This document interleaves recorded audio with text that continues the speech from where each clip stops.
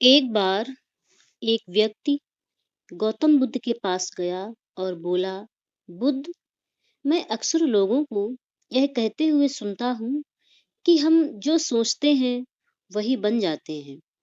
इसलिए मैं आपसे जानना चाहता हूँ कि हमारा जीवन, हमारे विचार कैसे जुड़े हुए हैं आपस में, और हमारे विचार हमारे जीवन को किस हद तक प्रभावित करते हैं। भगवान बुद्ध ने कहा कि यह सत्य है कि मनुष्य जो सोचता है वही बन जाता है। कोई भी विचार जिसे हम लंबे समय तक अपने मन में रखते हैं और उसके बारे में बार बार सोचते हैं, हम वैसे ही बन जाते हैं। लोग उन्हीं के साथ अपना निर्माण करते हैं जिसके बारे में वह लगातार विचार करते हैं। व्यक्ति का चरित्र उसके विचारों से ही बनता है। यदि विचार अच्छे हैं तो चरित्र भी शुद्ध होगा, और यदि विचार ही प्रदूषित हैं तो चरित्र भी अच्छा नहीं होगा। तो पाएंगे कि आपके जीवन का हर पहलू आपके किसी न किसी बात से, किसी न किसी पहलू से जुड़ा हुआ है। आप आज जो भी अपने मन में विचार करते हैं, आपके विचार अच्छे या बुरे किसी न किसी तरह से आपके जीवन को अच्छा या बुरा बना रहे हैं। हम जैसा सोचते हैं वैसा ही हमारा चरित्र बन के तैयार हो जाता है। जिस प्रकार स्वस्थ बीज के बिना कोई वृक्ष विकसित नहीं हो सकता, उसी प्रकार अच्छे विचारों और अच्छे चरित्र के बिना कोई भी मनुष्य सफल नहीं हो सकता। और यदि उसके विचार नकारात्मक हैं तो वह अपने जीवन गलत दिशा में मोड़ देगा। उसी प्रकार हमारे जीवन में अपने विचारों और कर्मों के माध्यम से कई बीज बोए हुए हैं, और उस बीज का फल या तो हमें दुख दे सकता है या हमें खुशी दे सकता है। यदि हमने सकारात्मक विचारों के बीज बोए हुए हैं तो हमें सफलता और खुशी मिलेगी, लेकिन यदि बोए गए बीज नकारात्मक विचारों के हैं तो सफलता और दुख साथ साथ चलेंगे। जिन लोगों को आप सफल और महान मानते हैं, वे यहाँ ऐसे ही नहीं पहुंच गए। उन्होंने अपने विचारों पर नियंत्रण रखकर अपना चरित्र बनाया, और इसी चरित्र के बल पर उन्होंने महानता की ऊंचाइयों को छुआ है। तो मूल रूप से आपके अंदर जो विचार हैं, यदि आपके मन में दूसरों के प्रति क्रोध, ईर्ष्या, तो आप बाहर भी वैसे ही होंगे। आपको बाहर भी वही मिलेगा। तुम्हें ऐसे लोग मिलेंगे जो तुम्हारे साथ वैसा ही करेंगे। यदि तुम्हारे पास प्रेम, शांति, करुणा है तो तुम वैसे ही बन जाओगे, और आप बाहर जब जाएंगे तो वैसा ही पाएंगे। और जो ऐसे विचार रखता है उसे सम्मान और प्रेम मिलता है। वस्तुतः मनुष्य अपने जीवन का निर्माता स्वयं होता है। वह इसे बना या बिगाड़ सकता है। मनुष्य अपने चरित्र का निर्माण अपने कार्यों और विचारों से करता है, अपना समुदाय बनाता है, अपनी किस्मत खुद बनाता है। व्यक्ति ने कहा, लेकिन बुद्ध, मैं अपने विचारों से खुद को कैसे सुधार सकता हूँ? बुद्ध ने कहा कि अगर तुम खुद को सुधारना चाहते हो तो सबसे पहले अपने विचारों पर ध्यान देना शुरू करो। तुम्हें यह देखना होगा कि तुम दिन भर क्या सोच रहे हो। क्या तुम दिन भर में मन में बुराई और लोगों के प्रति नफरत पाल रहे हो? तुमको बस इस बात पर ध्यान देना होगा कि अच्छाई की ओर जा रहे हो या बुराई की ओर। जब तुम अच्छे से समझ जाओगे कि तुम्हारे दिमाग में अच्छे विचार चलते हैं या बुरे, तभी तुम अपने सोचने के तरीके में बड़ा सकारात्मक बदलाव कर पाओगे। तुम्हारे अंदर कभी ना खत्म होने वाला खजाना है। तुम ये नहीं जानते कि तुम क्या कर सकते हो, तुम किस तरह की अद्भुत शक्तियां प्राप्त कर सकते हो। तुम्हारे महान योद्धाओं और महान लोगों के बारे में तो तुमने सुना ही होगा। यदि तुमको उनकी शक्तियों पर विश्वास नहीं है तो तुमको बस यह मानना होगा कि आग के बिना धुआं नहीं होता। जरूर उनमें कुछ तो बात होगी जिसकी वजह से उनके बारे में इतना कुछ लिखा गया और कहा गया है। तो वे कौन लोग थे जो दुनिया में महान योद्धा और आदर्श के रूप में पूजे जाते थे। अगर हम थोड़ा और गहराई से सोचें तो ये वे लोग थे जिन्होंने अपने भीतर के अटूट खजाने को पहचाना। वे लोग अभ्यास करते रहे और सभी की भलाई करने वाले लोगों की मदद करके खुद को बेहतर बनाते रहे और वे दुनिया में महान और अमर हो गए। अगर तुम भी वैसा ही करना चाहते हो तो सबसे पहले अपने आप को और अपने विचारों पर ध्यान दो। बुद्ध ने आगे कहा कि एक मानव के मन की तुलना बगीचे से की जा सकती है।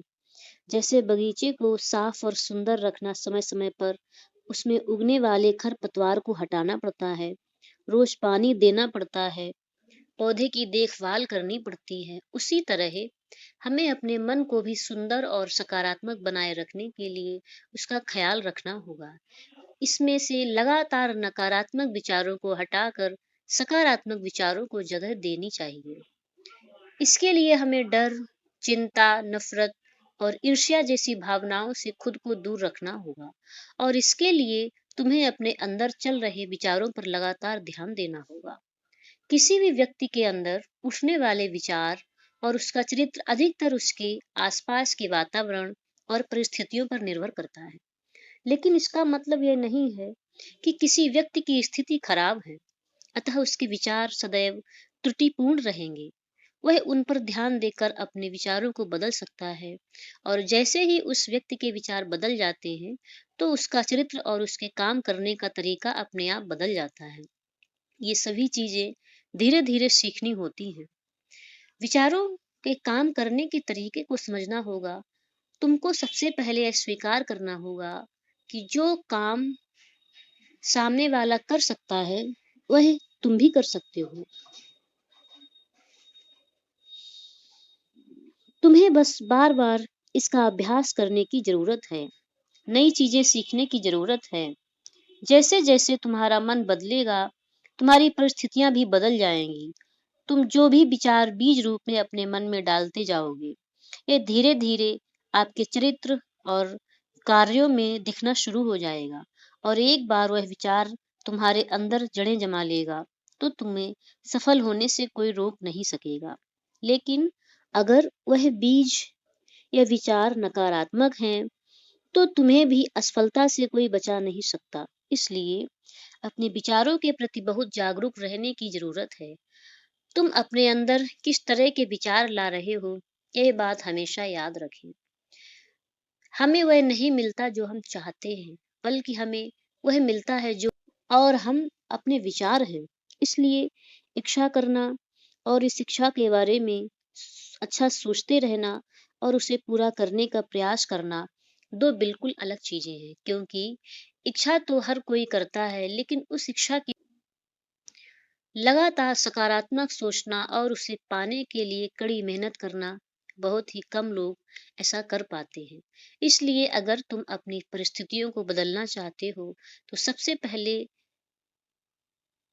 खुद को बदलना होगा।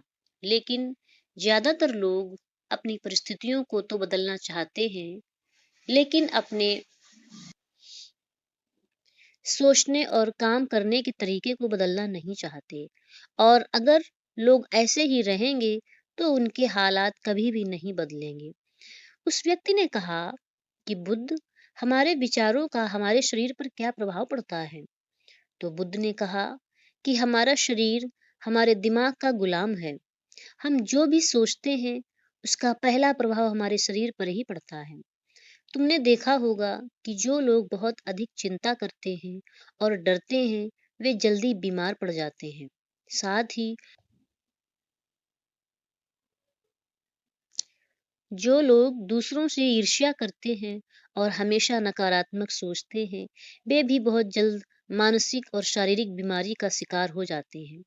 और अगर तुम ऐसा सोचते हो कि तुम्हारे साथ भी ऐसा होगा, इसके विपरीत जो लोग हमेशा खुश रहते हैं वे दूसरों के बारे में अच्छा ही सोचते हैं, हमेशा स्वस्थ रहने के बारे में सोचते हैं, तो उनकी ऊर्जा एक समान हो जाती है और इस ऊर्जा का सकारात्मक प्रभाव सबसे पहले उनके शरीर पर पड़ता है।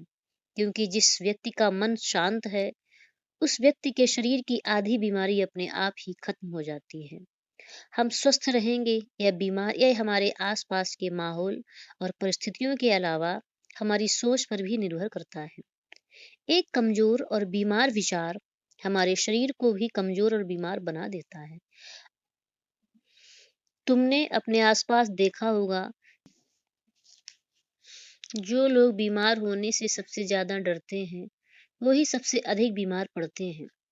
इस डर ने लाखों लोगों की जान ले ली है। इसके विपरीत, जो लोग अपने शरीर के बारे में अच्छा सोचते हैं, वे मजबूत स्वस्थ और मजबूत महसूस करते हैं, और जिनके विचार शुद्ध होते हैं, उनका शरीर स्वस्थ और मजबूत हो जाता है। वैसा ही हमारा शरीर सिर्फ एक उपकरण है, और हमारा मस्तिष्क इस उपकरण को नियंत्रित करता है।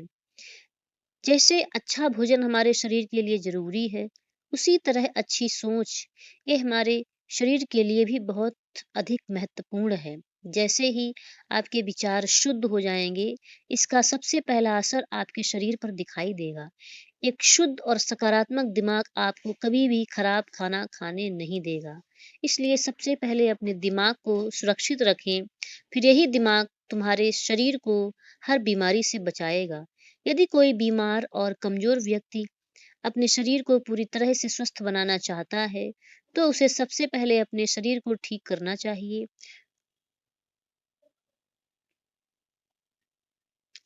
यदि कोई बीमार व्यक्ति अपने शरीर को पूरी तरह से स्वस्थ बनाना चाहता है, तो सबसे पहले उसे अपने शरीर के विचार और मन को ठीक करना होगा। उसे प्रकृति के संपर्क में रहना चाहिए, उसे सूरज की रोशनी में रहना चाहिए, और एक सेकंड के लिए भी अपने शरीर के बारे में नकारात्मक नहीं सोचना चाहिए। वह जैसा स्वस्थ चाहता है, वैसा ही उसे महसूस करना चाहिए, और पूरा विश्वास है कि वह वैसा ही बन जाता है। यह सुनकर उस व्यक्ति ने कहा, बुद्ध, अब आप मुझे बताएं कि हमारे विचार हमारे लक्ष्य को कैसे प्रभावित करते हैं। बुद्ध ने बताया कि जब तक आपका लक्ष्य आपके विचारों के अनुरूप नहीं होगा, तब तक आपको सफलता नहीं मिल सकती। कहने का तात्पर्य यह है कि आप हर दिन एक नई चीज सोच सकते हैं। जो मैं आज चाहता हूँ यह बनना, कल मैं वह बनना चाहता हूँ।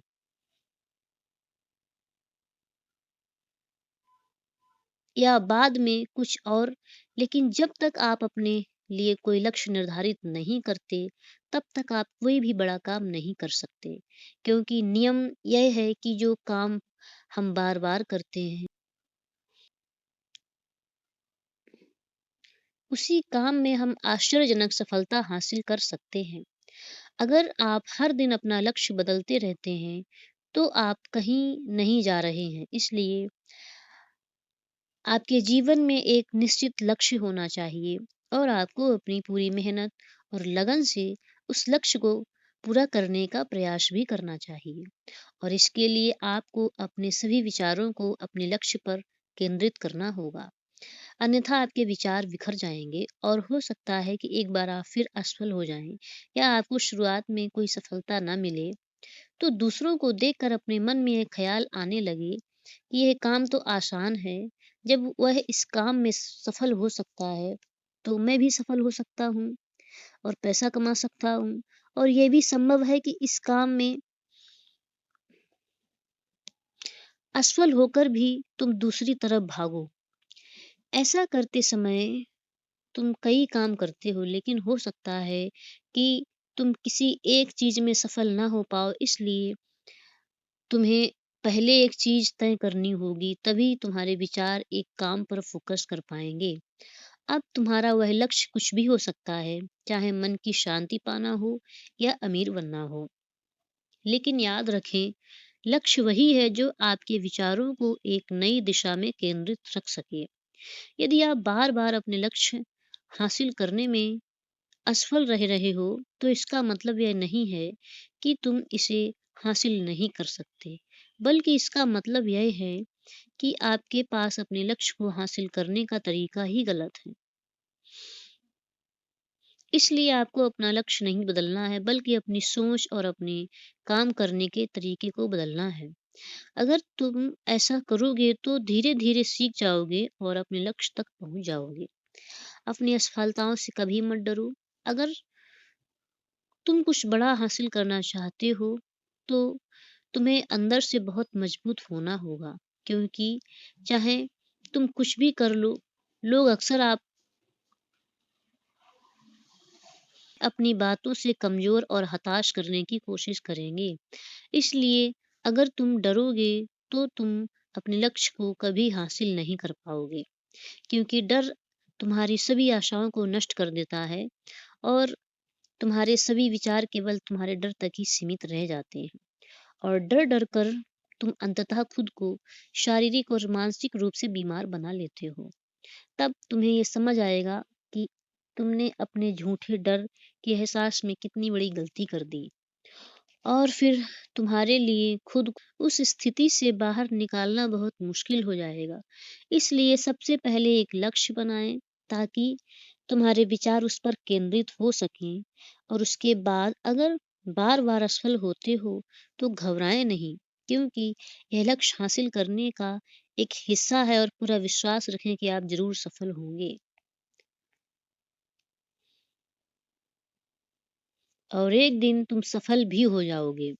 उस व्यक्ति ने कहा, बुद्ध, विचारों और मन की शांति के बीच क्या संबंध है? बुद्ध ने बताया कि मन की शांति एक ऐसा खजाना है जिसे दुनिया के 1% लोग भी हासिल नहीं कर सके, और जिसने ये खजाना हासिल कर लिया है, वह दुनिया के सबसे भाग्यशाली व्यक्ति हैं। वह भीड़ से अलग दिखते हैं। यह कहना उतना आसान नहीं जितना लगता है। मन की शांति केवल लंबे समय तक आत्मनियंत्रण के माध्यम से ही प्राप्त की जा सकती है। जब कोई व्यक्ति खुद को समझता है और दुनिया प्यार और प्यार के बीच के अंतर को समझती है, उसके अंदर नफ़रत, डर और ईर्ष्या जैसी भावनाएँ खत्म हो जाती हैं। तब एक दिन व्यक्ति मन की सच्ची शांति मिल जाती है, और यही हर इंसान का अंतिम लक्ष्य भी है। एक शांत व्यक्ति सबसे खराब परिस्थितियों में भी खुद को नियंत्रित रख सकता है। एक शांत व्यक्ति के पास जितनी मानसिक शक्ति होती है, उतनी किसी और के पास नहीं होती।